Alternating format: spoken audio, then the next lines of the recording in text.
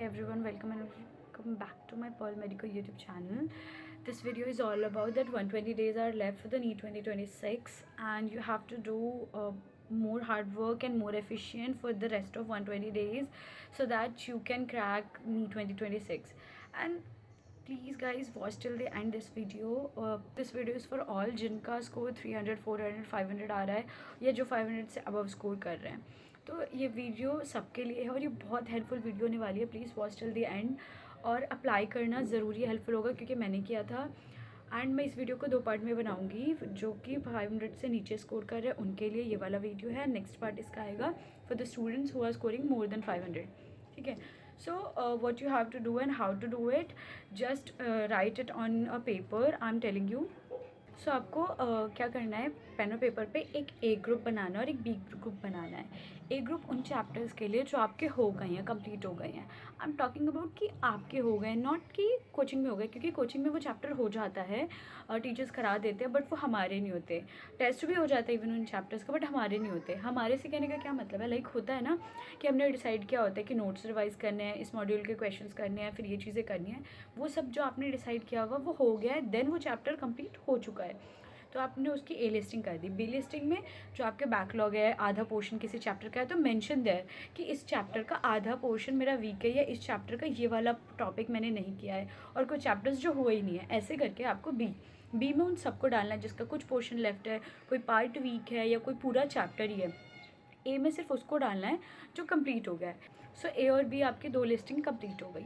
अब आपको क्या करना है, मेरी एक रिविजन वाली वीडियो है, वो जाके देखो। जो ए चैप्टर्स हैं, ए ग्रुप के चैप्टर्स हैं, उसके लिए आपको रिविजन करना है। वो जो मेरी रिविजन वाली वीडियो उसके अकॉर्डिंग।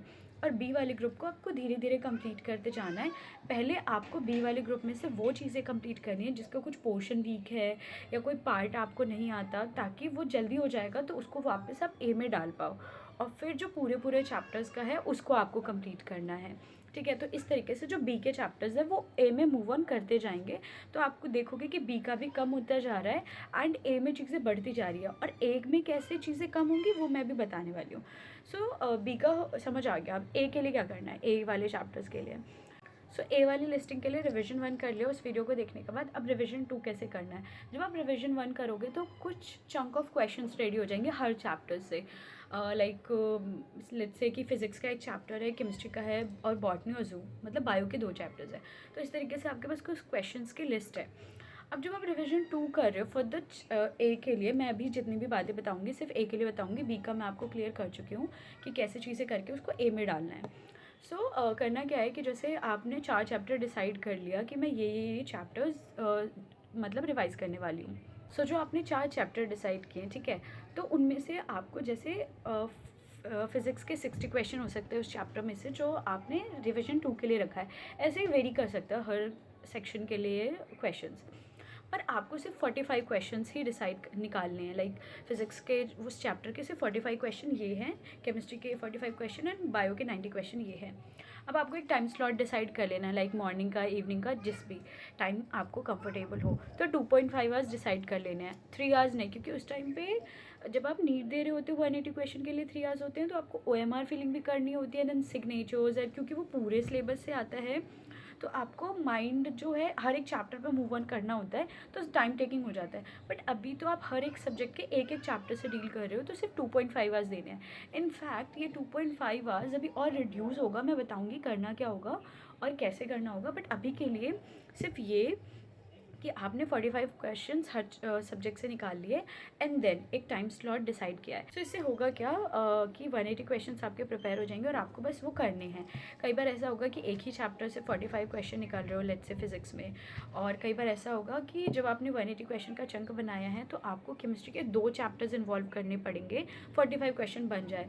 सो लेट्स से इसका नाम हम देते हैं मिनी टेस्ट। तो ये मिनी टेस्ट आपको रोज़ देना है, एक टाइम स्लॉट डिसाइड करना है और ए सेक्शंस के चैप्टर्स ऐसे ही करते जाने हैं।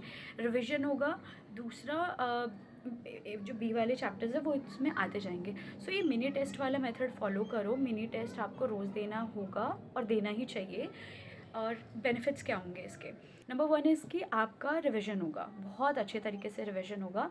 जो कि आप अलग अलग चैप्टर्स के लिए अलग अलग टाइम निकाल रहे थे कि मुझे आज ये चैप्टर रिवाइज़ करना है, कल ये करना है, अब आप 4 चैप्टर्स एक साथ रिवाइज़ कर पा रहे होगे।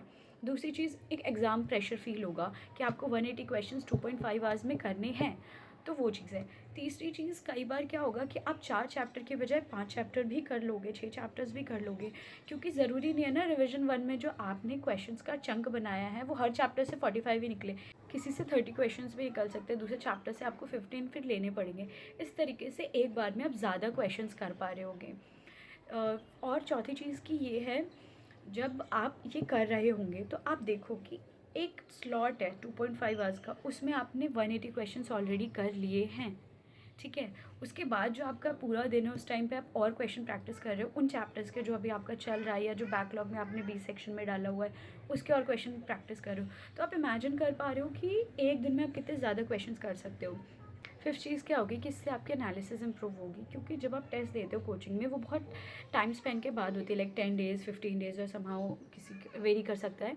बट द थिंग इज़ कि अब आप रोज़ टेस्ट दे रहे हो, रोज़ एनालिसिस कर रहे हो और डीपर एनालिसिस कर पाओगे, क्योंकि एक एक चैप्टर का कर रहे हो, तो ये चीज़ें बेटर रहेंगी। और एनालिसिस करने के बाद जब आप थर्ड रिविजन करोगे तो आप बहुत अच्छे से उस चैप्टर को जान चुके होगे डेप्थ में कि आपका क्या वीक पोर्शन है, आपने क्या चीज़ें गलती की, अगर टेस्ट होता है तो आप कैसे गलत कर सकते हो, तो वो आप रोज़ जान पाओगे। तो ये बहुत बेनिफिशियल होने वाला है, मस्ट ट्राई इट।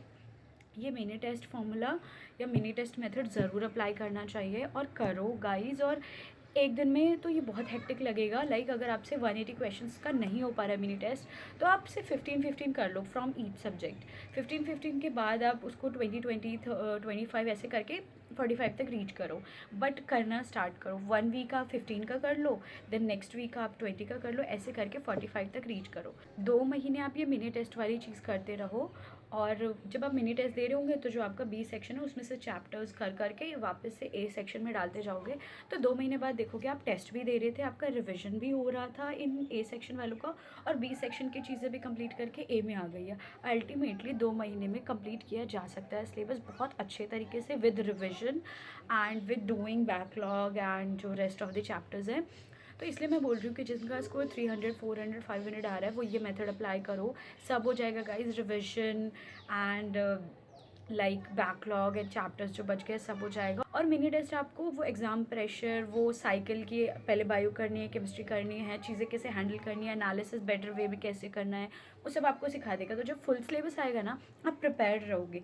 जो और स्टूडेंट्स होंगे जो सिर्फ फुल सिलेबस का वेट कर रहे होंगे और अपना बैकलॉग और चीज़ें कंप्लीट कर रहे होंगे अभी नॉर्मल वे में, उनको फुल सिलेबस में ज़्यादा चीज़ें फेस करनी पड़ेंगी, मैनेज करना पड़ेगा, और आपको कम, क्योंकि आप ऑलरेडी मिनी टेस्ट देते आ रहे हो, आपको कुछ अलग से सोचने की ज़रूरत नहीं है। बस इसको फॉलो करते जाओ, ट्रस्ट मी, एक अलग लेवल पे हेल्प करने वाली है, मैंने किया है। And this is for this video. और अगर आप चाहते हो कि इन सब चीज़ों को इंक्लाइन कैसे करना है, A chapters, B chapters and time और एनालिसिस वगैरह, तो प्लीज़ कमेंट डाउन एंड मैं उसको बताऊंगी। इसके लिए एक अलग वीडियो बनाऊंगी टाइम टेबल के लिए, कि इन ये जो मैंने चीज़ मिनी टेस्ट वाली बताई और एनालिसिस और जो बाकी के बी सेक्शन वाले चैप्टर्स उनको कैसे हैंडल करना है। So please comment down. And मेरी दूसरी वीडियो भी आएगी, इसका पार्ट 2, जिसमें मैं बता रही हूँ कि जिनके 500 से ज़्यादा स्कोर है उनको क्या करना चाहिए इन 3 मंथ्स में। एंड उसके लिए भी अगर आप बोलोगे तो अलग से टाइम टेबल की वीडियो भी बना दूँगी। बट प्लीज़ इस वाले मिनी टेस्ट मेथड को अप्लाई करो, बहुत हेल्पफुल होने वाला है। और अगर आपको फर्दर कोई और वीडियो चाहिए तो प्लीज़ कमेंट डाउन, मुझे बताओ, मैं आपके लिए वो भी बना दूँगी। And thank you for watching, bye.